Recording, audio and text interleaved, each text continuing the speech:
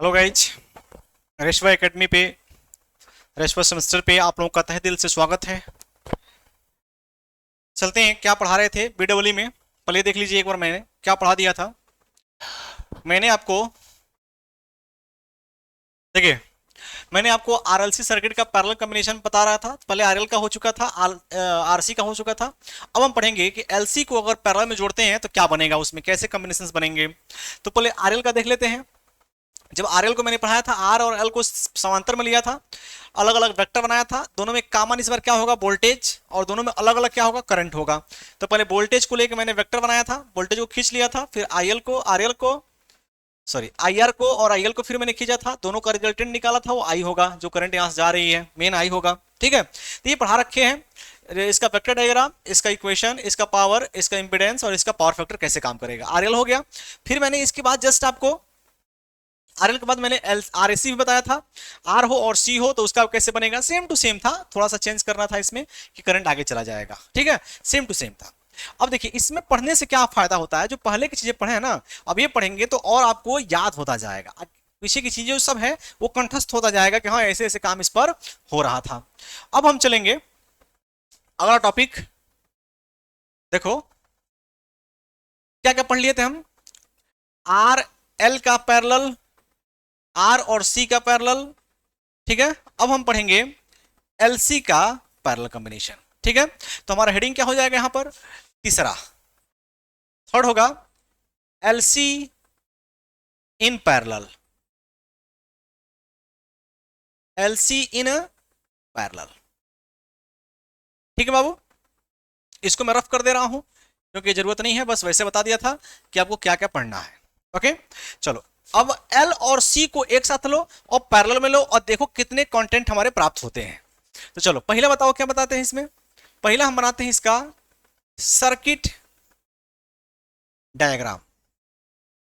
ठीक है, तो सर्किट डायग्राम जैसे बनाए थे, एल और सी को इस बार पैरेलल में करना है। ठीक है, तो देखो ऊपर हो जाएगा एल, ठीक है बाबू, और नीचे कौन सा हो जाएगा यहां पर, सी, कैपेसिटर।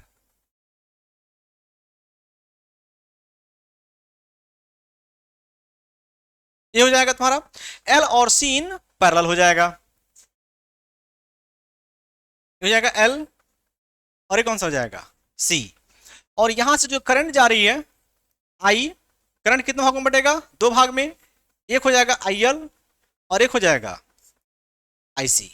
और वोल्टेज कौन सा, वी, तो सबके क्रॉस का वोल्टेज क्या होगा, वी, तो यहां भी वोल्टेज वी, पैरेलल में वोल्टेज बराबर रहता है। ओके, अब इसका वेक्टर बना लो और वेक्टर बनाने के बाद उसी को क्या करो, वेक्टर बनाने के बाद उसी को वहां बना लो साइड में।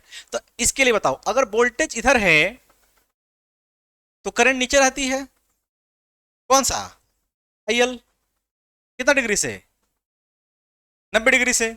इस भाई साहब का देखो, अगर वोल्टेज इधर है तो करंट आगे रहेगा, कौन सा करंट, आईसी, कितना डिग्री से, 90 डिग्री से। अब दोनों को जोड़ लो तो यहां पर हमारा दूसरा क्या हो जाएगा, सेकंड हो जाएगा कौन सा डायग्राम बाबू, वेक्टर डायग्राम। सेकंड क्या बनाओगे, इन दोनों का वेक्टर डायग्राम बनाओ। तो वेक्टर डायग्राम देखो कैसे बनेगा। सबसे पहले दोनों में काम जैसे जैसे वो बनाए थे वैसे, सबसे पहले दोनों में कॉमन क्या है, वी, तो पहले वी खींच लो। अब चलो आईएल कहां है, नीचे, आईएल को नीचे खींच लो, और आईसी, आईएल, और आईसी कहां है, ऊपर, आईसी खींच लो, 90 डिग्री, 90 डिग्री, ये हो गया वेक्टर। अब वही काम इसमें भी हो सकता हो, आईएल बराबर आईसी हो सकता है, पहला condition, IL is greater than IC हो सकता है, दूसरा कंडीशन, और IL is less than IC हो सकता है, तीसरा कंडीशन। सब पहले बता रखे थे, इसमें भी वही कंडीशन लागू करेंगे। तो मान लेते हैं अपने आप से, माना कि IL is greater than IC हो, IL is greater than IC हो, आईएल ज्यादा हो, तो कैसे बनेगा। अगर आईएल ज्यादा होगा तो डायग्राम हम कैसे बनाएंगे, देखिए इधर तरफ क्या हो गया, भी, अगर आईएल ज्यादा होगा, ये रहा आईएल, और आईसी कम होगा तो थोड़ा छोटा खींचिएगा। आईएल ज्यादा है ना इसमें, आईएल को ज्यादा माने हैं, तो रिजल्टेंट किधर आएगा, नीचे आएगा। तो रिजल्टेंट नीचे कितना आएगा, यहां से नीचे रिजल्टेंट देखो नीचे की तरफ आएगा, ये आया कितना, आईएल माइनस आईसी। ओके, तो देखो रिजल्टेंट यही तो है आई, तो यहां पर आई का मान कितना आ जाएगा, आई इक्वल टू आ गया आईएल माइनस आईसी, ये आई आ गया। अब इसका रिजल्टेंट वेक्टर बनाओ, रिजल्टेंट वेक्टर, तो देखो वोल्टेज इधर जाएगा और करंट नीचे आ जाएगा, कितना डिग्री से, 90 डिग्री से। तो बताओ इसका इक्वेशन कैसे लिखोगे, अब इक्वेशन भी तुमको आता होगा, आप जल्दी जल्दी बता रहे हैं, अब सब कुछ आता होगा। इक्वेशन v का इक्वेशन अपने आप से मान लो, v equal to V M sine omega T, तो करंट का कितना हो जाएगा बाबू, i equal to I M sine omega T minus 90, बताए तो थे इसके बारे में 90। चलो अगला बताओ क्या होगा, पावर, पावर निकालो कितना आएगा, तो क्या आ जाएगा power, P equal to B I, मान रख लेना, ठीक है, अच्छा डायरेक्ट रख लो, P equal to B I cos phi, ऐसे भी पावर निकाल सकते हो, V इंटू आई, और cos फाई का मान 90 है, तो पावर कितना आ जाएगा, 0। तो वहां भी तो 0 आया था एलसी सर्किट में, तो यहां भी 0 ही आएगा, नो चेंजिंग। चलो पांचवा बताओ क्या निकालेंगे, पावर फैक्टर, पावर फैक्टर, तो पावर फैक्टर क्या होता है, ऐसे भी निकाल सकते हो, power factor equal to cos phi, और फाई का मान 90 डिग्री, तो कॉस 90 का मान कितना होता है, 0, ऐसे भी निकल सकता है पावर फैक्टर। अगला बताओ क्या निकालोगे, इंपिडेंस, प्रतिबाधा, प्रतिबाधा जेड, कैसे निकालोगे, इसी में ले लो, कहाँ गया आई का मान, यही तो है आई का मान, आई इक्वल टू इसमें कितना आएगा, उसमें देखो पाइथागोरस लगाए थे, इसमें त्रिभुज तो बन नहीं रहा है, त्रिभुज नहीं बनेगा तो पाइथागोरस लगा नहीं सकते हैं हम, तो कितना आ जाएगा, I equal to I L minus I C, I का मान वी बाई जेड, इसका मान V by XL minus V by X C, इसमें से कॉमन ले लो, भी कट जाएगा, तो 1 बाई जेड इक्वल टू कितना बचेगा, 1 by XL minus 1 by X C, Z इतना बचेगा। उसमें और इसमें इतना ही अंतर है, जो पहले आप लोग पढ़े थे वो इसमें भी है, मैं कुछ अलग नहीं बता रहा हूं, जो पहले पढ़े थे वैसे सेम टू सेम रहेगा। ओके, तो ये रहेगा एलसी सर्किट, आईएल को ज्यादा माने थे, तो ज्यादा कंफ्यूजन मत आइएगा, वो जैसे पढ़ाए थे वैसे यहां भी है, सेम टू सेम वैसे ही है, ठीक। कॉन्सेप्ट क्लियर होना चाहिए, पढ़ाई के लिए कॉन्सेप्ट क्लियर होना चाहिए, ठीक। चलो अगला चलते हैं, आर एल सी। देखो कॉन्सेप्ट क्लियर होगा ना तो सब कुछ आएगा, कॉन्सेप्ट नहीं क्लियर आएगा तो कुछ नहीं आएगा। अब हम चलेंगे R L C in parallel, वहां आरएलसी सीरीज में चले थे, आरएलसी पैरेलल में। मैं बार बार आपसे कह रहा हूं कि एग्जाम में अगर पूछता है आरएलसी चाहे आरएल चाहे जो भी, आप सीरीज वाला करके आएंगे, जब नाम दे देगा पैरेलल का तब पैरेलल करिएगा, वरना सीरीज वाला करके आइएगा। ओके चलो पहले बताओ क्या बनाएंगे इसका, हम फर्स्ट बनाएंगे हम सर्किट डायग्राम। ओके तो सर्किट डायग्राम कैसे बनेगा, आओ देखते हैं। तो पहले बताओ आर, ये आर हो गया, अब इसी के समांतर में एल हो गया, और इसी भाई साहब के समांतर में सी हो गया, यही तो आर एल सी है। और सबको यहां पर कौन सा सप्लाई दे दो, आई, ठीक है, यहां पर आई दे दो, तो करंट कौन सी हो जाएगी, आई, वोल्टेज भी, तो यहां भी वही वोल्टेज, यहां भी वही वोल्टेज, और यहां भी वही वोल्टेज, ठीक है, समांतर में वोल्टेज क्या रहेगा, बराबर रहेगा। ओके चलो अब मान लेते हैं जो इसमें करंट है, जब करंट को देखो तो करंट आई है तो कितना भागों में बढ़ जाएगा, आई आर, आई एल, इसमें कौन सा हो जाएगा, आई C, I R, I L और आई सी, तीन करंट बढ़ जाएगा, ठीक है, करंट तीन भागों में बढ़ जाएगा। तो यहां भी तो लिख सकते हैं I equal to I R plus I L plus I C, लेकिन वेक्टर फॉर्म में हम इसको फाइंड करेंगे। तो सर्किट डायग्राम हो गया। दूसरा इसका वेक्टर बना लो, इसका प्योर रजिस्टिव है, जिधर वोल्टेज उधर करंट, चलो प्योर इंडक्टिव है, तो अगर वोल्टेज इधर मानोगे तो करंट नीचे आ जाएगा IL। ये कैपेसिटिव है, तो अगर वोल्टेज इधर मानोगे V को तो करंट ऊपर चला जाएगा, कौन सा IC। अब तीनों को जोड़ दोगे तो तुम्हारा रिजल्टेंट वेक्टर मिल जाएगा। तो जोड़ेंगे कैसे, तो अगला हम पढ़ेंगे सेकेंड, कौन सा डायग्राम बेटा, वेक्टर डायग्राम। ठीक है, अब अगला पढ़ेंगे इसका वेक्टर डायग्राम कैसे बनेगा। तो वेक्टर डायग्राम के लिए तीनों को जोड़ो, तो तीनों में कॉमन क्या है, वोल्टेज। तो पहले क्या खींचोगे, वोल्टेज। तो तीनों में जो कॉमन है पहले उसको खींचो। देखो तीनों में कॉमन क्या है, वोल्टेज। मैंने वोल्टेज खींच लिया। अब देखो ध्यान से, उसके बाद देखो IR उसी दिशा में है, IR उसी दिशा में खींच लो। ये कौन सा हो गया, IR। अब देखो IL नीचे है, यहां से IL नीचे, सॉरी IL नीचे खींच लो, और IC ऊपर है, ऊपर हमारा IC हो जाएगा। अब इनका रिजल्टेंट बनाने के लिए वही चीज, माना कि IL इज ग्रेटर देन अगर IC हो, तब बताओ क्या होगा। इधर की तरफ वोल्टेज, ये हो जाएगा कौन सा, IR। ये हो गया IL, ऊपर हो गया IC। जब IL ज्यादा होगा तो रिजल्टेंट नीचे आएगा ना, तो वही चीज, इसमें रिजल्टेंट अब बना लो तुम अपने आप से। तो यहां से यहां तक रिजल्टेंट नीचे, इन दोनों का रिजल्टेंट IL माइनस IC।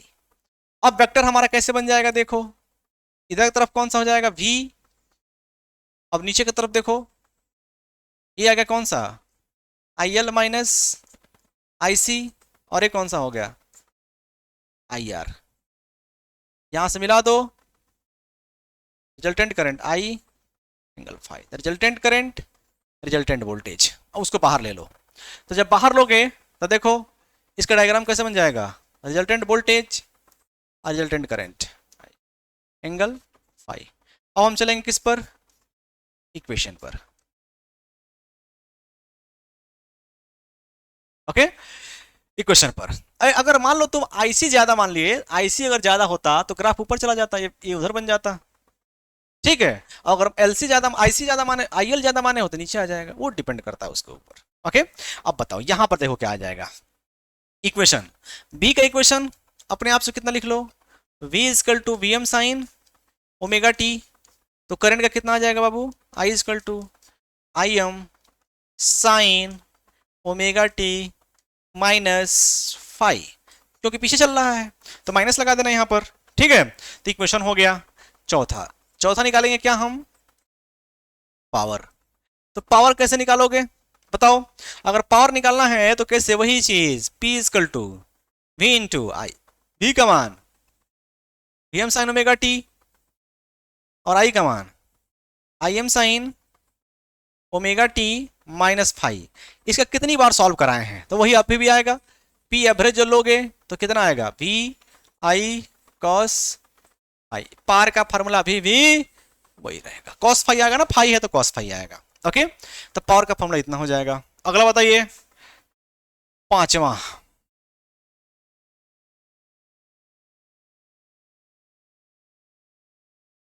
देखिए अगला क्या हो जाएगा इसमें, अगला हो जाएगा हमारा पावर फैक्टर। चाहे इंपिडेंस निकाल लो, क्या दिक्कत है,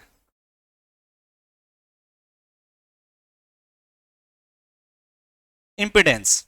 तो इंपिडेंस कैसे निकालोगे, इंपिडेंस वही चीज, ये वाला त्रिभुज ले लो, त्रिभुज ले लोगे ये वाला, ये कौन सा है IR, नीचे की तरफ IL माइनस IC, और ये कौन सा है I है, एंगल कितना है फाई है। त्रिभुज ले लो OAB, त्रिभुज नंबर OAB में चलो, अब इसको सॉल्व करो पाइथागोरस से। तब पाइथागोरस सॉल्व करोगे तो क्या आ जाएगा, OB का स्क्वायर इक्वल टू OA का स्क्वायर अब प्लस AB का स्क्वायर, वही चीज आएगा यार जो पहले तुम लोग सॉल्व कर रखे हो। ओके, तो OB का स्क्वायर कितना है I का स्क्वायर इक्वल टू IR का square equal to IL minus IC का होल स्क्वायर। I का मान V बाई Z का whole square equal to V by R का whole square plus V by XL minus V by X C इतने का whole square. जब solve करें तो भी कट जाएगा, 1/z का स्क्वायर 1/r का square plus 1/xl minus 1/xc का होल स्क्वायर। आज z निकालेंगे तो 1/z equal to 1/r square 1/xl minus 1/xc करना का होल स्क्वायर, और एक किस में रहेगा, वर्गमूल में। यही तुम्हारा फॉर्मूला हो जाएगा। ओके, तो इतना आ जाएगा z का मान। कैसा है, समझ में आया ना? आसान है यार, पहले पढ़े हो तो सब आसान है, नहीं पढ़े हो तब टफ होगा। जो कहता हवा सोचते हैं सब कि अरे खाली टिक टाक पढ़ो, ऐसे नहीं काम चलने वाला है यार। ओके, तो देखो इसका मान कितना आ जाएगा, इतना आ जाएगा। सही भी आया है, गलत नहीं आया है। जैसे पहले आप लोग एक्सल मैंने एक्स से आता था तो इसमें बाई में आ जाएगा, क्योंकि घटेगा ना इंपिडेंस तो 1 आ जाएगा। चलो अगला हम निकालेंगे पावर फैक्टर। तो पावर फैक्टर कितना आ जाएगा, पावर फैक्टर इससे निकाल के देख लीजिए, जेड वाई आर आएगा। कैसे, यही निकाल देते हैं। अरे यार cos फाई इजकल टू क्या होता है, cos फाई इजकल टू आधार बटा कर्ण। आधार कितना है आई आर, कर्ण कितना है आई, तो इसका मान लिखोगे तो कितना आएगा भी बाई आर, इसका मान भी बाई जेड। जेड ऊपर चला जाएगा, भी से भी कट जाएगा तो कितना आ जाएगा जेड बाई आर, वही आएगा जो पहले आप लोग पढ़ चुके हैं। ओके, तो cos फाई का मान इतना ही आएगा। ओके, तो ये रहा आर एल सी का पैरेलल कॉम्बिनेशन। ओके, ये आपको याद रखना है।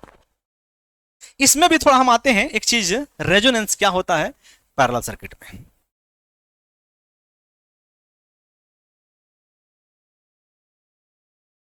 चलो देखो,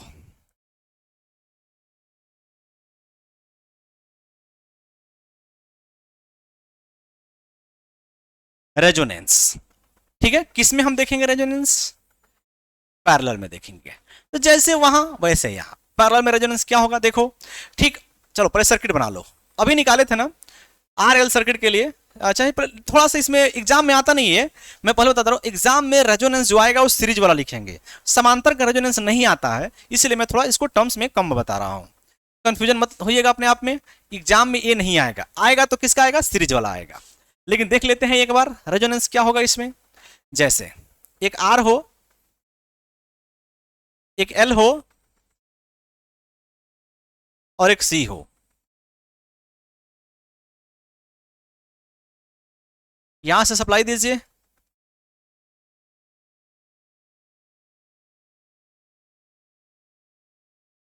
आर है, एल है और सी है, ठीक है। इसमें धारा कौन सी थी, आई आर, इसमें आई एल, इसमें आई सी। वेक्टर डायग्राम कैसे बना था, तो वेक्टर डायग्राम बना था, इधर तरफ कौन था, इधर तरफ भी था, चाहे डायरेक्ट में लिख रहा हूं, इधर तरफ कौन था आई आर। नीचे की तरफ आ जाइए, आई एल माइनस आई सी, यहां से मिला दिए थे, यह रिजल्ट कौन था आया आई, और ये कौन था फाई, ठीक है। जैसे कि वहां पर उसमें आता था वी एल माइनस वी सी, इसमें आया कौन सा आई एल माइनस आई सी। तो यहां भी कंडीशन क्या कहता है रेजोनेंस का, कंडीशन क्या है रेजोनेंस का, मतलब जब आई एल बराबर क्या हो जाए आई सी, उसमें वी एल बराबर वी सी था, इसमें आई एल बराबर आई सी। तो कैसे डिफाइन करेंगे इसको, देखो उसमें और इसमें सेम है, उसमें वी एल, उसमें वोल्टेज अलग अलग था, इसमें करंट अलग अलग है। तो अगर दोनों बराबर हो जाए तो उसको रेजोनेंस, तो क्या लिखोगे, जब जब इंडक्टर, जब इंडक्टर तथा कैपेसिटर, जब इंडक्टर तथा कैपेसिटर तथा इंडक्टर कैपेसिटर की धारा, धारा क्या हो जाए, आपस में बराबर हो जाए, आपस में बराबर हो जाए तो वह रेजोनेंस होता है, रेजोनेंस कहलाता है। इस समांतर के लिए है, ठीक है। अब मान लो आई एल बराबर क्या आ जाए आई सी, तो आई एल का मान कितना है वी बाई एक्स एल, और इसका मान कितना है V by X C. V से भी क्या हो जाएगा कैंसिल आउट, कितना आ जाएगा 1/xl बराबर 1/, XC, या फिर हम लिख सकते हैं XL बराबर XC। वही तो आया, कुछ और तो नहीं आ गया ना, जो पहले हम सॉल्व किए थे वही तो इसमें भी आ गया। XL बराबर XC है, चाहे IL बराबर IC, बात एक ही हुआ। ओके, तो वहां भी रेजोनेंस यही था, यहां भी रेजोनेंस ऐसे चलेंगे। और अगर फ्रीक्वेंसी निकालनी हो तो क्या करेंगे? अगर फ्रीक्वेंसी निकालनी हो तो हम क्या करेंगे? कोई बात नहीं, हम जानते हैं एक्सएल बराबर एक्ससी। एक्सएल का मान होता है 2πf/L, इसका मान 1/2πf/C। सॉल्व कर लीजिएगा, F square equal to 1/2π×2π×L/C। F equal to कितना आ जाएगा? 1/2π रूट में LC, मतलब formula will be not change, formula अभी भी क्या रहेगा? वही रहेगा। ओके, फार्मूला तो वही है और एक्सेल बराबर क्या हो गया? XC हो गया। तो चलते हैं करंट और इंपिडेंस के बारे में, क्योंकि यहां से क्वेश्चन आता है जेई पे। ये तो बच्चों को बहुत अच्छी तरह समझ में आ गया, एक्सेल बराबर XC रेजोनेंस हो गया, लेकिन यहां से करंट, यहां से क्वेश्चन आता है इंपिडेंस के बारे में और करंट के बारे में जेई में। एग्जाम में आपके इसमें बीटी बोर्ड में बहुत कम चांस है इस पैरेलल सर्किट में रेजोनेंस पूछना, बाई चांस पूछ सकता है जब पेपर बहुत टफ बनाएगा। ओके, लेकिन अगर पूछ दिया तो आप लोग ऐसे ही सॉल्व करेंगे इसको, जैसे वहां वैसे यहां। एक कंडीशन बताएंगे आपको एक्स्ट्रा चीज, जरा यहां आ जाइए, जरा ध्यान दीजिएगा। देखिए, Z बराबर हम फाइंड करेंगे और I बराबर फाइंड करेंगे कि रेजोनेंस पर Z और I पर क्या प्रभाव पड़ेगा। किस पर बाबू? रेजोनेंस पर। रेजोनेंस पर Z और I पर क्या प्रभाव पड़ेगा? सर्किट कौन सा होना चाहिए हमारा? सर्किट हमारा पैरेलल होना चाहिए। सीरीज के लिए तो पढ़ चुके हैं, पैरेलल पे चलते हैं। देखो, अगर हम बात करें पैरेलल के लिए तो 1/Z कितना आया था? 1/Z equal to 1/R square अब plus 1/XL minus XC। Oh sorry, गलत हो गया, मैंने भी वही लिख दिया जो तुम माइंड में आ रहा था यार। 1/XL माइनस 1/XC का होल स्क्वायर। कितना में आया था? ठीक है, इतना आया था। तो इतना आया था 1/Z का मान। जरा एक काम करो, जरा ध्यान देना।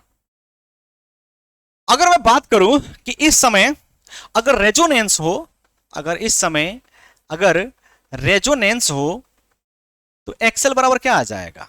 XC। तो 1/Z का मान कितना आ गया? 1/Z का मान 1/R स्क्वायर प्लस 1/0, सॉरी 1/0 नहीं आएगा, इस XL XC बराबर तो पूरा 0 हो जाएगा ना, प्लस 0।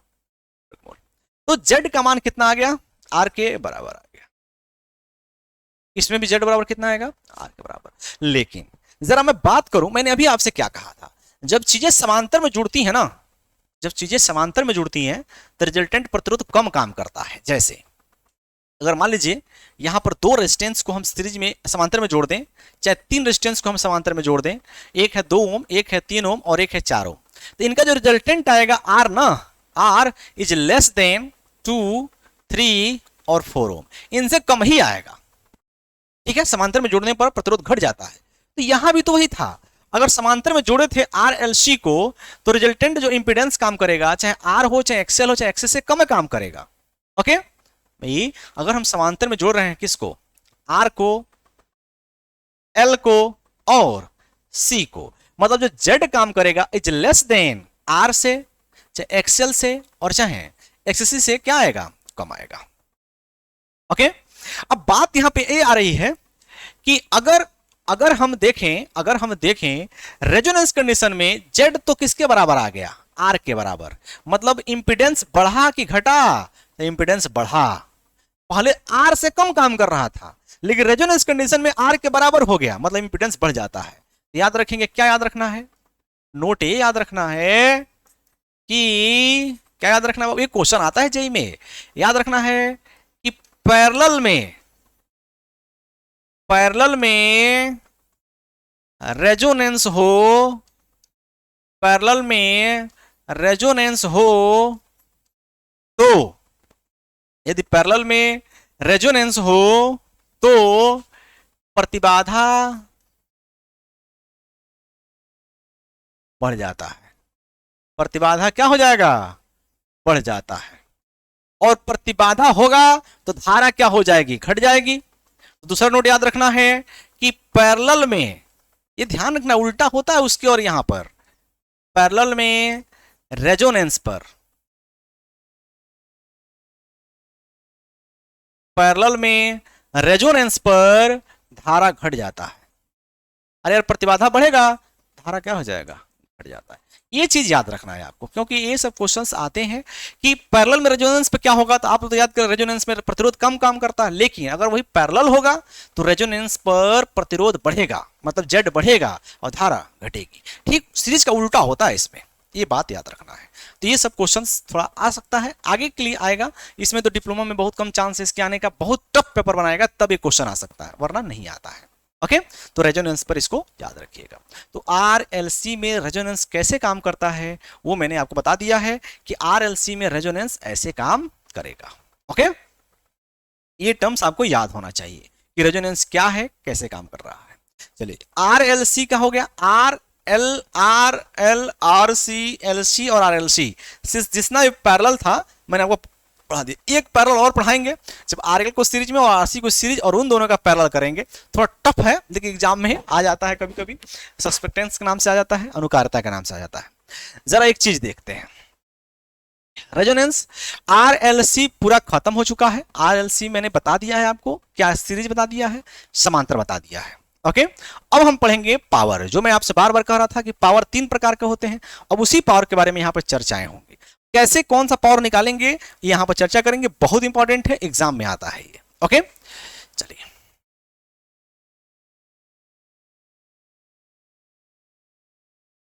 चलिए जरा ध्यान दीजिए, हम बात करेंगे पावर के बारे में। किसके बारे में बेटा, पावर के बारे में। अब कौन से पावर के बारे में बात करेंगे, हम एसी के बारे में सिर्फ बात करेंगे। ओके आप जो पढ़े थे वहां पर एंटर में, वो डीसी के पावर के बारे में पढ़े थे। यहां पर हम बात करेंगे किसके पावर के बारे में, एसी के पावर के बारे में। ओके तो पावर देखेंगे हमारे कितने प्रकार के होते हैं। तो पावर याद रखेंगे 3 प्रकार के होते हैं। हमारे जो पावर होते हैं वो 3 प्रकार के होंगे। कौन कौन होता है आइए देखते हैं। देखिए जो पावर होता है हमारा, फर्स्ट होता है आभासी शक्ति, आभासी शक्ति, इंग्लिश में बोलते हैं अपरेंट पावर। क्या बोलेंगे बाबू, अपरेंट पावर, आभासी शक्ति। कौन सा पावर है, अपरेंट पावर। सेकेंड होता है हमारा सक्रिय शक्ति, सक्रिय शक्ति। ठीक है सक्रिय शक्ति को ही हम, सक्रिय जो शक्ति है इसी को हम वास्तविक शक्ति भी कहते हैं। वास्तविक शक्ति भी कहा जाता है। ठीक है सक्रिय शक्ति को इंग्लिश में हम बोलते हैं एक्टिव पावर, एक्टिव पावर, या फिर बोलेंगे रियल पावर। याद रखना है पावर हमारा पहला होगा आभासी शक्ति, दूसरा होगा सक्रिय शक्ति या फिर उसी को वास्तविक शक्ति बोलेंगे, और जो तीसरा होगा हमारा थर्ड पावर वो होगा निष्क्रिय शक्ति।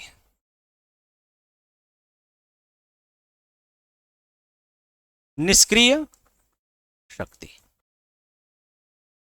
ठीक है एक्टिव होता है तो ये रिएक्टिव होता है, रिएक्टिव पावर।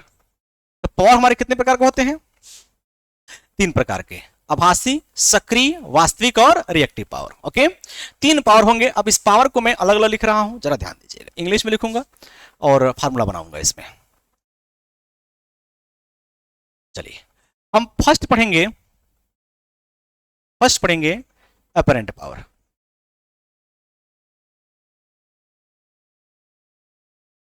अपरेंट पावर ठीक है, अपरेंट पावर को हम लिखते हैं पी ए से, ए मतलब अपरेंट, फार्मूला होता है वी आई, याद रखेंगे। अपरेंट पावर का फार्मूला क्या होता है, वी आई। ओके, सेकेंड जो होता है हमारा वो होता है एक्टिव पावर। कौन सा बाबू? Active power. और उसका फॉर्मूला होता है P active A C equal to होता है वी आई कॉस फाई। क्या आता है? V I cos phi. और जो हमारा थर्ड पावर होता है वह होता है reactive power. Reactive power Hindi में निष्क्रिय, मतलब इसका कोई यूज नहीं है, उसको बोलते हैं पी आर ए सी। उसका फॉर्मूला होता है V I sine phi. Okay, तो हमारे पास फार्मूले कितने हो गए? 3 फार्मूले हो गए। पावर के 3 फार्मूले हमने यहां पर लिख दिया है। ओके, तो ये हमारे 3 फार्मूले हैं किसके? पावर के। एक्टिव पावर, अपरेंट पावर और रिएक्टिव पावर। ओके, चलिए अब तीनों को मैं यहां पे लिख रहा हूं, फार्मूला बनाना है मुझे, तो तीनों को मैं जरा जरा यहां लिख रहा हूं, जरा ध्यान दीजिएगा। हाँ, पहला फार्मूला हमारा क्या होगा?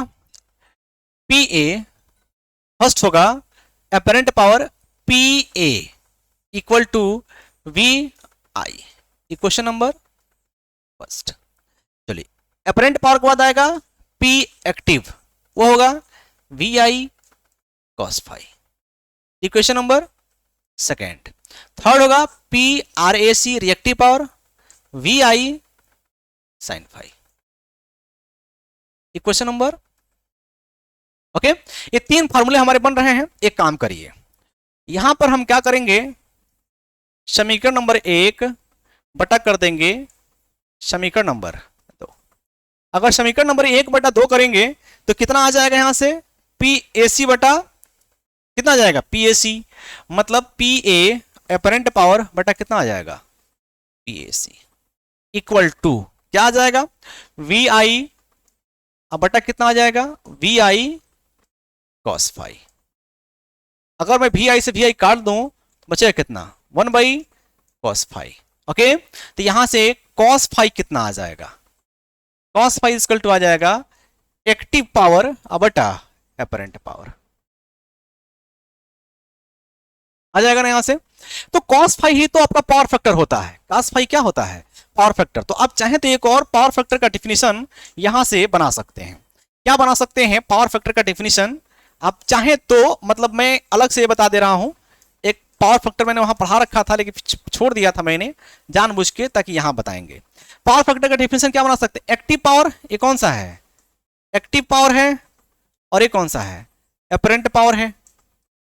तो मैं कह सकता हूं कि किसी परिपथ का, किसी, मैं बोल सकता हूं किसी परिपथ का, किसी परिपथ का सक्रिय शक्ति, किसी परिपथ का सक्रिय शक्ति तथा, किसी परिपथ का सक्रिय शक्ति तथा आभासी शक्ति, तथा आभासी शक्ति के, आभासी शक्ति के अनुपात को भी पावर फैक्टर कहते हैं। ये भी एक डिफिनीशन होता है।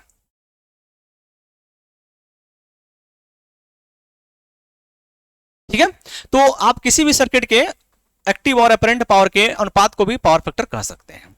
तो पावर हमारे तीनों पावर में cos फाई का मान मैंने निकाल रखा है।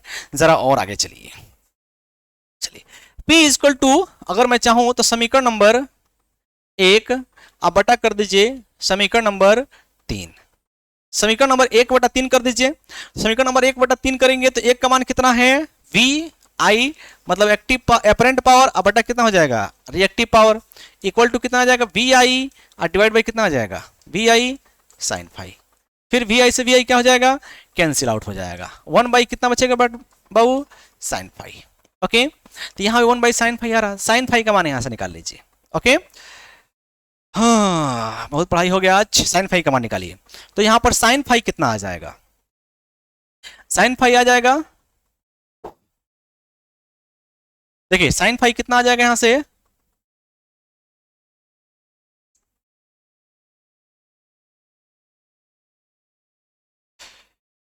देखिए साइन फाई कितना आ जाएगा, P R A C reactive power बटा कितना आ जाएगा, अपरेंट पावर। साइन फाई इतना आ गया और कॉस फाई उतना आ गया। आप जानते हैं, क्या जानते हैं, एक चीज आप लोग पढ़े होंगे इंटर में, चाहे हाई स्कूल से भी पढ़ते, 8वीं क्लास से भी पढ़ते आ रहे होंगे, क्या पढ़ते आ रहे होंगे कि साइन थीटा इक्वल टू क्या होता है, लंब बटा कर्ण, पढ़े होंगे। और कॉस थीटा बराबर क्या होता है, कॉस थीटा इक्वल टू आधार बटा कितना होता है, कर्ण होता है। ठीक है, इतना होता है। तो अगर मैं यहां पर कॉस थीटा एक त्रिभुज बना लूं अपने आप से, अगर मैं एक त्रिभुज बना लूं अपने आप से और ये मान लेता हूं फाई, तो फाई मानेंगे तो ये आपका कर्ण हो जाएगा ओ ए बी, तो ये आपका कर्ण हो जाएगा, ये आधार हो जाएगा, ये लंब हो जाएगा। ओके, तो चलो इसमें चलो, कॉस थीटा इक्वल टू आधार बटा कर्ण, तो आधार कितना है पी ए सी और कर्ण कितना है पी ए। अब चलो साइन थीटा इक्वल टू लंब बटा कर्ण, तो लंब कितना है पी आर ए सी और कर्ण कितना है पी ए, तो सही तो है। तो मैं यहां कर सकता हूं कि आपका त्रिभुज में डिनोटेड हो सकता है ये। ओके, तीनों पावर को त्रिभुज से डिनोटेड कर सकते हैं। ए कौन सा पावर है बाबू, ए कौन सा है एक्टिव, ए कौन सा है अपरेंट, और ए कौन सा है रिएक्टिव। ओके, मतलब हम अगर इस त्रिभुज नंबर ओ ए बी में पाइथागोरस लगा दें,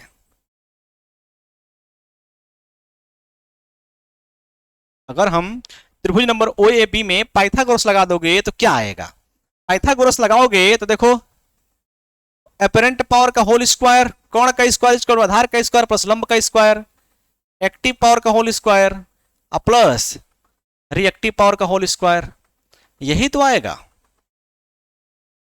ठीक है, तो तुम खुद बताओ कौन ज्यादा होता है, अपरेंट पावर ज्यादा होता है ना, मैं यही बार बार बता रहा था आपसे, इतना आएगा। अब इसको लिख कैसे सकते हैं, लिख सकते हैं कैसे, तो यहां पर मैं लिख सकता हूं, यहां से इसको कौन सा पावर है बाबू, अपरेंट पावर, अपरेंट पावर का whole square equal to active power का whole square plus reactive power का होल स्क्वायर। अपरेंट पावर का whole square equal to active का प्लस रिएक्टिव पावर का होल स्क्वायर, इतना फार्मूला में आएगा। ओके, ये आपको याद रखना है, इतना फार्मूला बनेगा इसका, apparent equal to active plus reactive power का होल स्क्वायर। ओके, तो आप देखो पावर हमारे तीन प्रकार के, तीनों पावर को मैंने यहां पर फाइंड कर दिया है। चलो थोड़ा सा हम चलेंगे, चलो अगला लेक्चर कर लेते हैं।